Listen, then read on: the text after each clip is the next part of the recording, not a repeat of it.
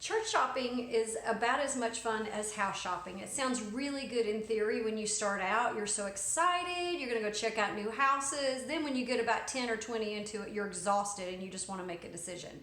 So I thought today I would talk about church shopping. 4 things that I wanna kind of go over with you. So if you're looking for a church, one of the things that I would say, the first thing is, do they just simply teach the Bible?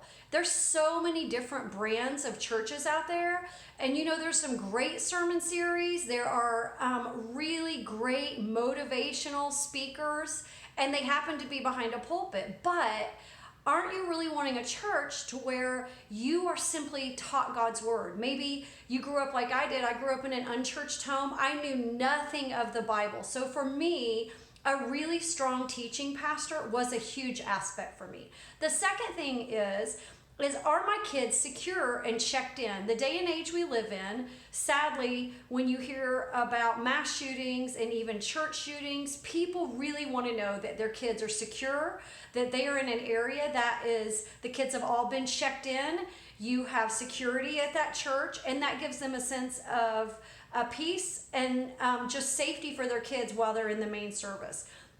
The third thing is, does the church respect my time? It's really rude if you have 85% of the congregation ready for service to start and your leadership team is lollygagging to get started. The worship band doesn't kick off until 10 after the actual start time. Or you're just simply standing at the back door waiting for the late people to come in 10 minutes after everybody else has been seated. And at the end of a service, maybe an average time of service would be anywhere from an hour to an hour and a half.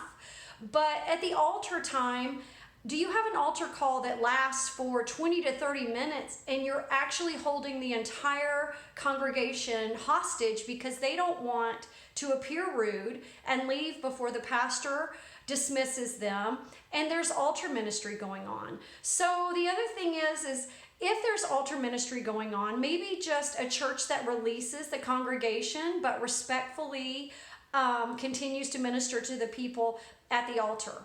The other thing about wasting time is multiple announcements about different events in the church. Oftentimes you will see there will be announcements on the screen that tells what's going on. They also have the opportunity to go online and see what events are going on. And so there's multiple ways. Your team leaders can hand out cards at the back door for men's ministry, women's ministry, or whatever events you have going on. But when you are repeating yourself 3 and 4 times about the same announcements, I just think that gets old to people.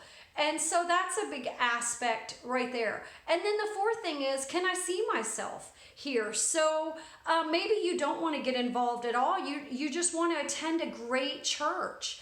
And are these the people that you would connect with? Could you see yourself in a small group with them, or just developing a relationship with them and kind of fleshing out stuff about faith, about issues, whatever you may be dealing with spiritually? So I hope that you find a great church and shop around until you find what fits you, because there is a church out there for everyone.